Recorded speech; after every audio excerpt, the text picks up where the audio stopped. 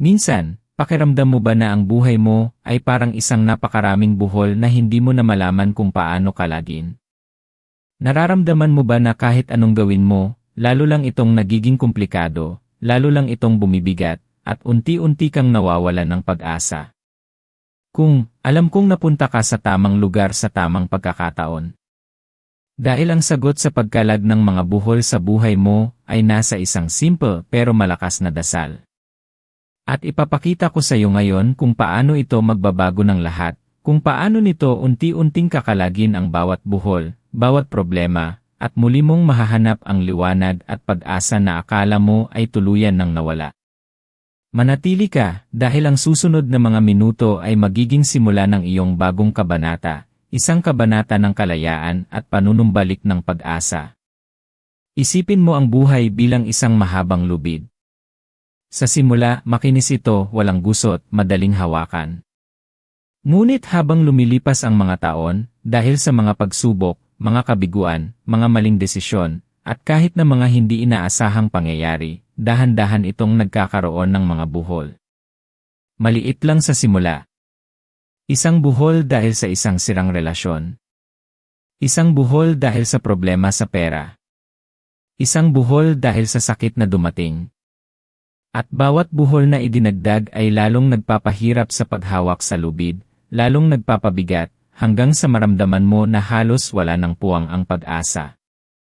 Nakarating ka na ba sa puntong iyon? Sa puntong kung saan pakiramdam mo ay nakatali ka na, hindi makakilos, hindi makahinga ng maluwag. Marami sa atin ang nakarating na sa ganoong estado. Ako mismo ay dumaan sa panahong iyon.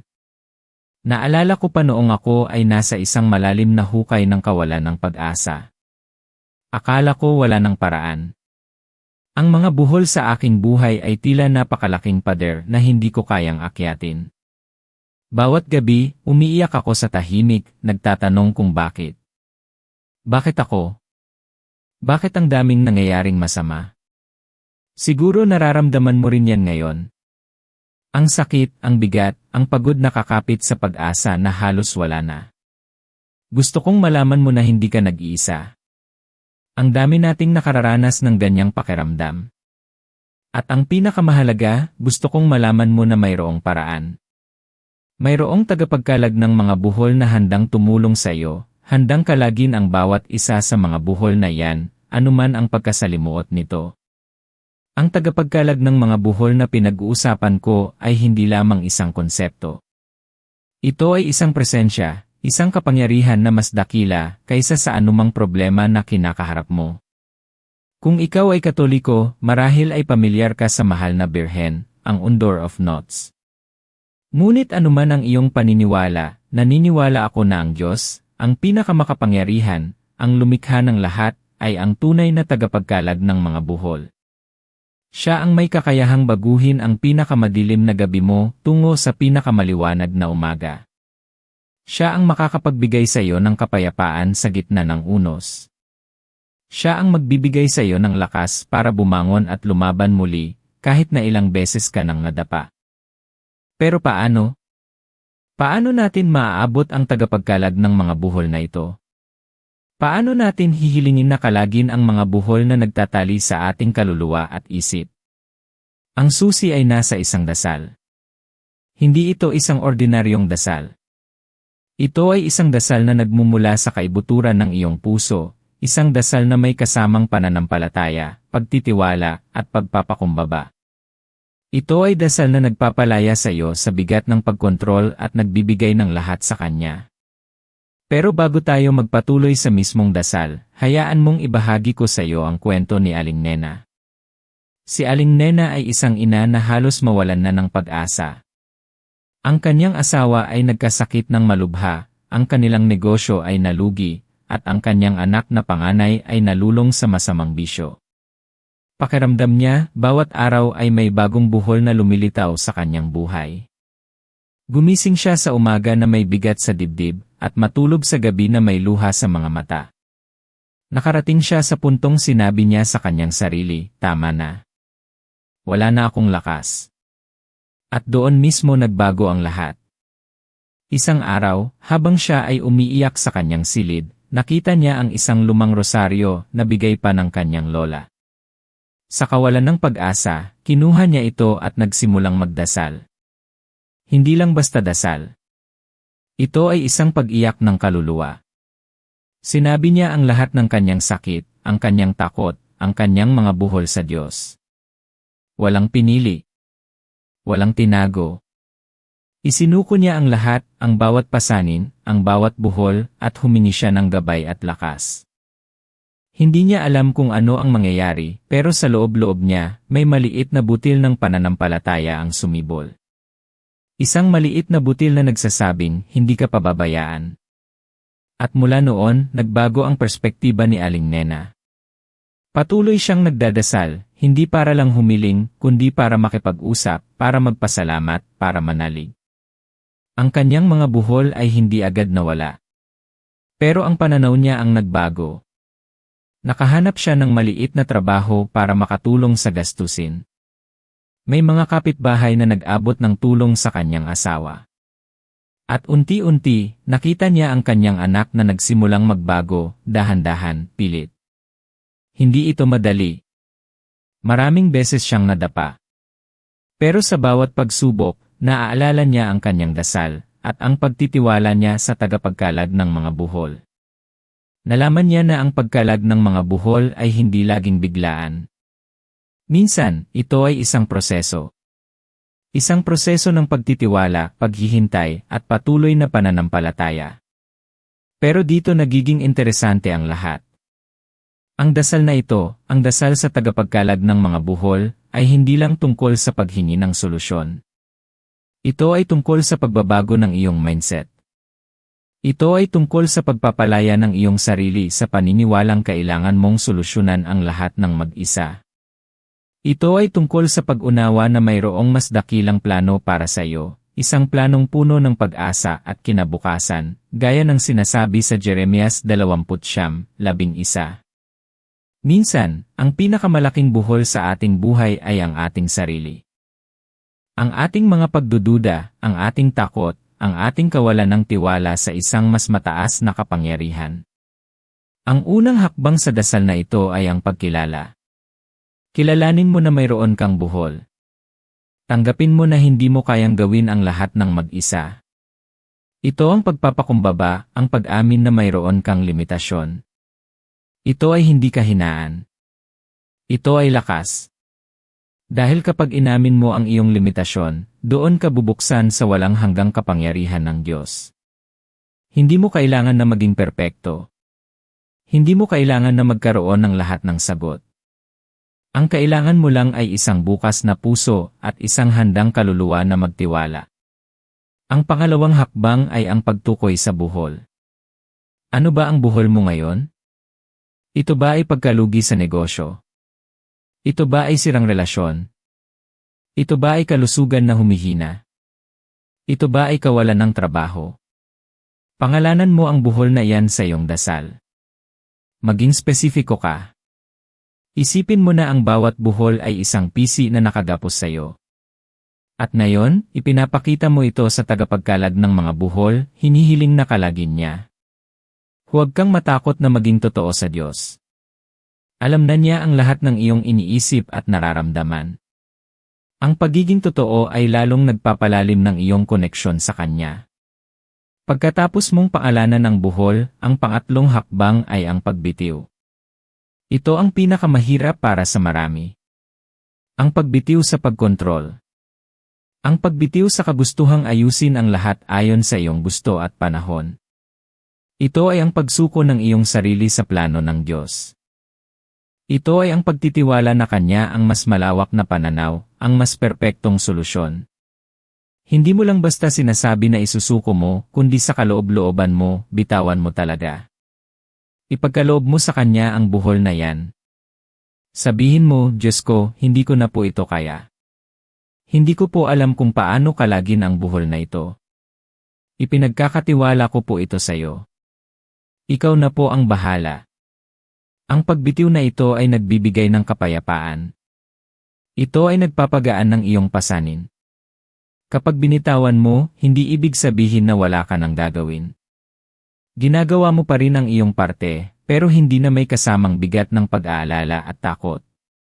Ang dasal na ito ay nagbibigay sa iyo ng kapayapaan na lagpas sa pag-unawa. Kapayapaan na mararamdaman mo kahit na hindi pa nalalakas ang buhol. Iyon ang kagandahan nito. Ngayon, may isang mahalagang bahagi na kailangan mong tandaan sa dasal na ito, ang pananampalataya. Sa bawat salita na lumalabas sa iyong bibig, sa bawat paghinga mo, maniwala ka na nakikinig ang Diyos. Maniwala ka na Kanya ang kapangyarihan na kalagin ang buhol na yan. Hindi pwedeng idasal mo ngayon, tapos bukas ay nagdududa ka na ulit. Ang pananampalataya ay tulad ng isang butil ng mustasa. Maliit lang, pero may kakayahang magpatubo ng malaking puno. Ang iyong pananampalataya, maliit man sa simula, ay may kakayahang gumawa ng himala. Maniwala ka na hindi kanya pababayaan. Maniwala ka na ginagawa niya ang lahat para sa iyong ikabubuti. Naranasan mo na ba yung tipong nagdadasal ka, tapos pakiramdam mo ay parang nakikipag-usap ka sa hangin? Na parang walang nakikinig? Ito ang mga sandaling sinusubok ang ating pananampalataya. Pero gusto kong malaman mo na hindi ka kailanman nag-iisa sa iyong pagdarasal. Ang bawat salita, bawat hikbi, bawat pag-asang lumalabas sa iyong puso ay naririnig ng Diyos. At kung minsan, ang sagot niya ay hindi ang inaasahan mo o hindi agad-agad dumarating. Pero hindi ibig sabihin na hindi siya gumagawa. Minsan, ang pagkalag ng buhol ay nangangailangan ng panahon, nangangailangan ng paghuhulma, at nangangailangan ng pagbabago sa iyong sarili bago pa mangyari ang himala. Ang tagapagkalag ng mga buhol ay hindi lang naglalakas ng mga buhol. Siya rin ang nagbibigay ng linaw, ng karunungan, at ng tamang direksyon. Minsan, ang buhol ay bunga ng maling desisyon natin o ng hindi pagpansin sa mga senyales. Kapag ikaw ay nagdarasal ng may pananampalataya at pagtitiwala, binibigyan ka niya ng insight. Bigla mong naiintindihan ang mga bagay-bagay. Bigla kang nakakakita ng mga solusyon na hindi mo nakita dati. Bigla kang nagkakaroon ng lakas na humarap sa sitwasyon ng may kapayapaan. Pero mayroon pa akong isang mahalagang punto na kailangan mong tandaan, ang pasasalamat. Kahit nasa gitna ng iyong mga buhol, kahit nasa gitna ng iyong kawalan ng pag-asa, maghanap ka ng mga bagay na ipagpapasalamat. Dahil ang pasasalamat ay nagbubukas ng pintuan sa mas maraming pagpapala. Ang pasasalamat ay nagbabago ng iyong perspektiba mula sa kakulangan tungo sa kasaganahan. Magpasalamat ka sa buhay. Magpasalamat ka sa mga maliit na tagumpay. Magpasalamat ka sa mga taong nagmamahal sa iyo. Dahil sa pagpapasalamat, lalo kang nagiging bukas sa mga biyaya na ibinibigay ng tagapagkalag ng mga buhol. At ngayon, marahil nagtatanong ka, ano ba talaga ang dasal na ito? Hindi ito isang dasal na may mga mahahabang salita o komplikadong ritual. Ito ay isang dasal na nagmumula sa iyong puso. Maaari mo itong simulan sa pagsasabi ng, Diyos ko, amang tagapagkalag ng mga buhol, lumalapit po ako sa iyo ngayong araw na ito. Nagpapakumbaba po ako sa iyong harapan, at inaamin ko po na mayroon akong buhol sa aking buhay na hindi ko po na alam kung paano kalagin. Dito mo ilalahad ang buhol na yon. Sabihin mo ang pangalan nito. Maging tapat ka sa iyong nararamdaman. Pagkatapos, idugtong mo, ang buhol na ito ay nagdudulot sa akin ng sakit, takot, at kawalan ng pag-asa. Sinubukan ko na po ang lahat, ngunit tila lalo lang po itong humihigpit. Kaya ngayon po, isinusuko ko po sa iyo ang buhol na ito. Ipinagkakatiwala ko po ito sa iyo, dahil alam ko po na wala pong imposibleng bagay sa iyo. Ikaw po ang may kakayahang kalagin ang anumang buhol, gaano man ito kasalimuot. Dito mo ipakita ang iyong pagbitiw at pagtitiwala. At sa huli, idugtong mo, humihiling po ako ng iyong karunungan, ng iyong kapayapaan, at ng iyong gabay. Bigyan niyo po ako ng lakas na harapin ang anumang hamon. Bigyan niyo po ako ng pananampalataya na manatiling matatag, anuman ang mangyari. At higit sa lahat, nagpapasalamat po ako, Diyos ko, sa iyong walang hanggang pag-ibig, sa iyong awa, at sa iyong plano para sa aking buhay. Nagtitiwala po ako na sa iyo, ang lahat ng buhol ay malalakas, at ang pag-asa ay muling sisikat. Maraming salamat po sa pangalan ni Jesus. Amen. Ang dasal na ito ay isang template lamang. Ang tunay na kapangyarihan ay nasa iyong intensyon, sa iyong pananampalataya, at sa iyong katapatan. Hindi ito isang magic spell na agad-agad magbabago ng lahat. Ito ay isang simula ng isang relasyon, isang paglalakbay ng pagtitiwala at pagbabago. Hindi ibig sabihin na kapag nagdasal ka, wala ka nang gagawin. Ang pananampalataya ay may kasamang gawa. Kung ang buhol mo ay tungkol sa pera, ipagpatuloy mo ang paghahanap ng trabaho, ang pagiging masinop. Kung ang buhol mo ay relasyon, gawin mo ang iyong parte para ayusin ito kung posible. Ang dasal ay nagbibigay sa iyo ng lakas at gabay para gawin ang mga bagay na kailangan mong gawin. Napakasarap sa pakiramdam kapag mayroon kang karamay, hindi ba? Lalo na sa mga panahong pakiramdam mo ay nag-iisa ka. Ang tagapagkalag ng mga buhol ay hindi ka iiwan. Siya ay laging nandyan, naghihintay na lumapit ka. Hindi ka niya husgahan. Hindi ka niya pababayaan. At ang pag-asang iyan ang pinakamahalaga. Ang pag-asang mayroong nakakaalam, mayroong nakakaintindi, at mayroong may kakayahang ayusin ang lahat. May kwento pa ako tungkol kay Mang Tonyo. Si Mang Tonyo ay isang mangingisda na nawalan ng kanyang bangka sa isang malakas na bagyo. Ang kanyang bangka ang kanyang kabuhayan, ang tanging paraan niya para buhayin ang kanyang pamilya. Para kay Mang Tonyo, ang nawalang bangka ay ang pinakamalaking buhol sa kanyang buhay. Naging mapait siya. Nawalan ng gana. Nagalit sa Diyos. Ilang linggo siyang nagmumukmok, umiinom, at halos hindi na makakain. Ang kanyang pamilya ay nagugutom na. Isang gabi, habang naglalakad siya sa tabing dagat, nakita niya ang isang matandang babae na nagdadasal sa ilalim ng buwan. Nilapitan niya ito at ibinahagi ang kanyang kalungkutan. Pakinggan mo ang sinabi ng matanda, "Anak, ang dagat ay may kakayahang kumuha, pero may kakayahan din itong magbigay. Ang Diyos ay tulad ng dagat.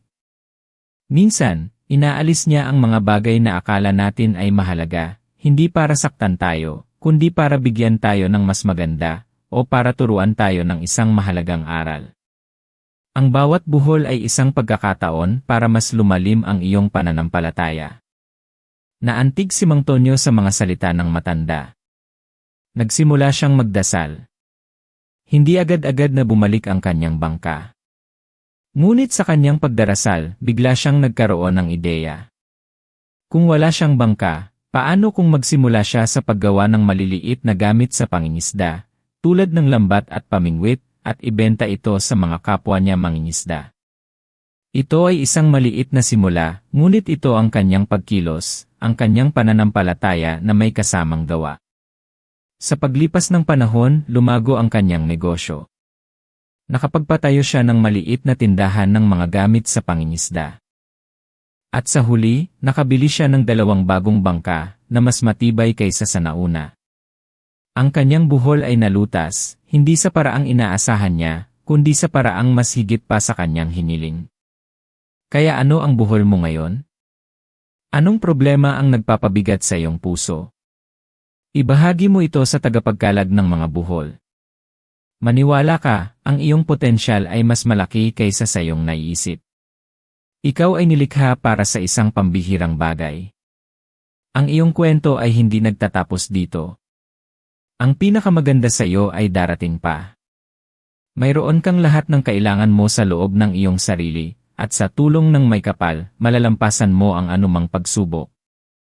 Gusto kong maging malinaw ito, ang pagdarasal na ito ay hindi tungkol sa paggawa ng Diyos na sumunod sa iyong kalooban. Ito ay tungkol sa paggawa ng iyong kalooban na sumunod sa kanyang kalooban. Kapag ang iyong kalooban ay nakahanay sa kanyang kalooban, doon mo mararanasan ang tunay na kapayapaan at pagbabago. Minsan, ang solusyon ay hindi ang pagtanggal ng buhol, kundi ang pagbabago ng paraan ng pagtingin mo sa buhol. O ang pagbabago sa iyong ugali, sa iyong paniniwala, sa iyong pananaw. Ang Diyos ay gumagawa sa maraming paraan.